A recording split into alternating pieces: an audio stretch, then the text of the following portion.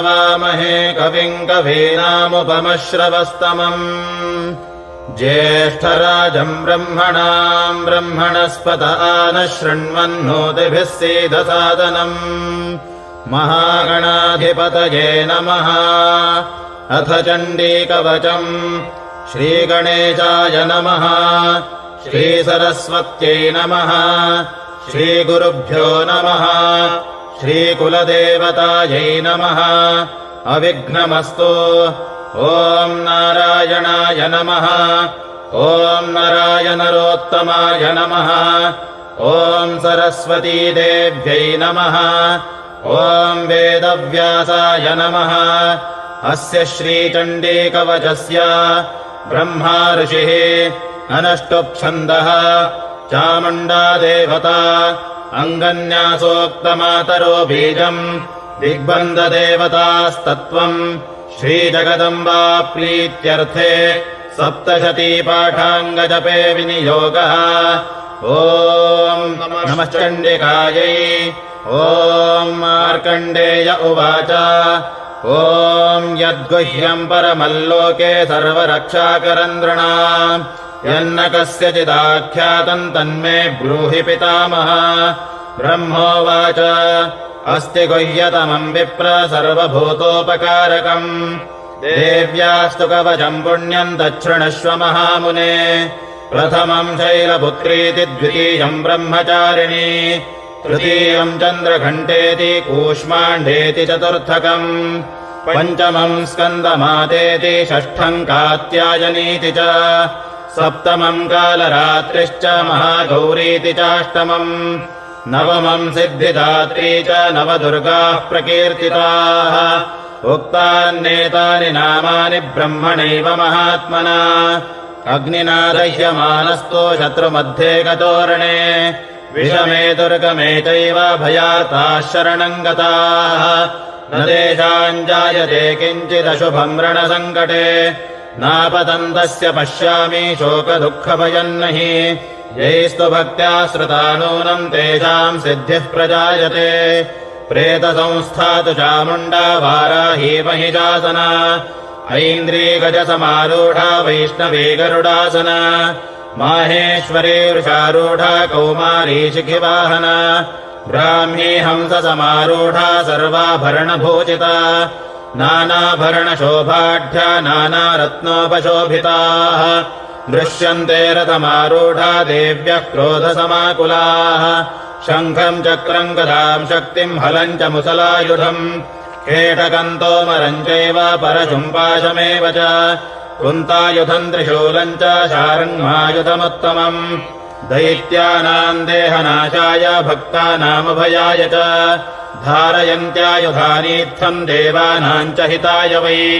महाबले महोत्साहे महाभयविनाशिनी त्राहि माम् देवि दुष्प्रेक्षे शत्रूणाम् भयवर्धिनी प्राच्याम् रक्षतु मामैन्द्री आग्नेयामग्निदेवता दक्षिणेवतु वाराही नैऋत्याम् खड्गधारिणी प्रतीच्याम् वारुणी रक्षेद्वायम् व्यामृगवाहिनी उदीच्याम् रक्ष कौबेरी ईशान्याम् शूलधारिणी ऊर्ध्वम् ब्रह्माणि मे रक्षेदधस्ताद्वैष्णवी तथा एवम् दश दिशो रक्षेच्छामुण्डा शववाहना जया मे अग्रतस्थातो विजयास्थातु पृष्ठतः अजिता वामपार्श्वे तु दक्षिणे चापराजिता शिखाम् मे द्योतिनी रक्षेदुमामूर्ध्नि व्यवस्थिता मालाधरी ललाटे च भ्रुवो रक्षेत् यशस्विनी त्रिनेत्रा च भ्रुवोर्मध्ये यमघण्टा च नासिके शङ्खिनी चक्षुषोर्मध्ये श्रोत्रयोर्द्वारवासिनी कपोलोकालिका रक्षेत् कर्णमूले तु शाङ्करी नासिकायाम् सुगन्धा च उत्तरोष्ठे च चर्चिका अधरे चामृतकला जिह्वायाम् च सरस्वती दन्तान् रक्षत कौमारी कण्ठमध्ये तु चण्डिका घण्टिकाम् चित्रघण्टा च महामाया च तालुके कामाक्षी च मुखम् रक्षेद्वाचम् मे सर्वमङ्गला ग्रीवायाम् भद्रकाली च पृष्ठवंशे धनुर्धरे नीलग्रीवा बहिः कण्ठे नलिकान्दलकूपरी खड्गधारिण्यभो स्कन्धो बाहू मे वज्रधारिणी हस्तयोर्दण्डिनी रक्षेदम्बिका चाङ्गुलीस्तथा नखाञ्छूलेश्वरी रक्षेत् कुक्षो रक्षेन्नलेश्वरी स्तनो रक्षेन्महालक्ष्मीर्मनः शोकविनाशिनी हृदयम् ललिता देवी उदरम् शूलधारिणी नाभौ च कामिनी रक्षेत् गुह्यम् गुह्येश्वरी तथा कट्याम् भगवती रक्षेज्जानुनी विन्ध्यवासिनी भूतनाथा च मेढ्रम् मे ऊरो महिषवाहिनी जङ्घे महाबला प्रोक्ता सर्वकामप्रदायिनी गुल्फयोर्नारसिंही च पादौ चामिततेजसी पादाङ्गुली श्रीर्मे रक्षेत् पादाधस्तलवासिनी नखान्दौष्ट्राः कराली च केशाश्चैवोर्ध्वकेशिनी रोमकूपेश कौबेरी त्वचम् वागीश्वरी तथा रक्तमज्जावसामांसान्यस्तिमेधांसि पार्वती अन्त्राणि कालरात्रिश्च पित्तम् च मुकुटेश्वरी पद्मावती पद्मकोशे कफे चूडामणिस्तथा ज्वालामुखी नखज्वाला अभेद्या सर्वसन्दिषु शुक्रम् ब्रह्माणि मे रक्षेच्छायाञ्छत्रेश्वरी तथा अहङ्कारम् मनोबुद्धिम् रक्ष मे धर्मचारिणी प्राणापानो तथा व्यानम् समानो दानमेव च यशः कीर्तिम् च लक्ष्मीम् च सदा रक्षतु वैष्णवी गोत्रमिन्द्राणि मे रक्षेत् पशून् मे रक्ष चण्डिके पुत्रान् रक्षेर्महालक्ष्मीर्भार्याम् रक्षतु भैरवी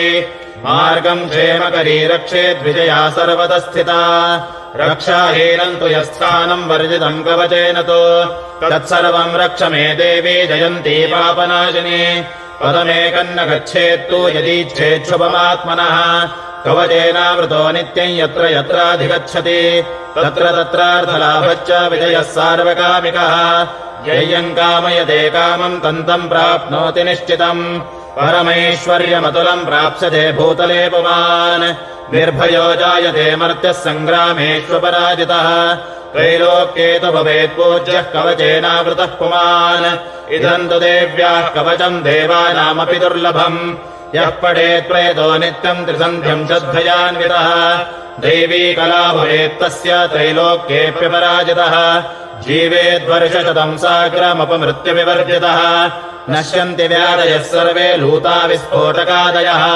स्थावरम् जङ्गमम् वापि कृत्रिमम् चापि यद्विजम् आभिचाराणि सर्वाणि मन्त्रयन्त्राणि भूतले भूचराः खेचराश्चैव जलजाश्चोपदेशिकाः सहजाः कुलजामालाः शाकिनी डाकिनी तथा अन्तरिक्षचरागोरा डाकिन्यश्च महाबलाः ग्रहभूतपिशाचाश्च यक्षगन्धर्वराक्षसाः ब्रह्मराक्षसवेतालाः कूष्माण्डाभैरवादयः नश्यन्ति दर्शनात्तस्य कवचे हृदि संस्थिते मानोन्नतिर्भवेद्राज्ञस्तेजो वृद्धिकरम् वरम् यशसा वर्धते सोऽपि कीर्तिमण्डितभूतले जपे सप्तशतीम् चण्डीम् कृत्वा तु कवचम् पुरा यावद्भूमण्डलम् धत्ते सशैलवनकाननम् तावत्तिष्ठति मेदिन्याम् सन्ततिः पुत्रपौत्रिकी देहान्ते परमम् स्थानम् यत्सुरैरपि दुर्लभम् प्राप्नोति पुरुषो नित्यम् महामायाप्रसादतः वाराहपुराणे हरिहरब्रह्मविरचितम् देव्याः कवचम् ॐ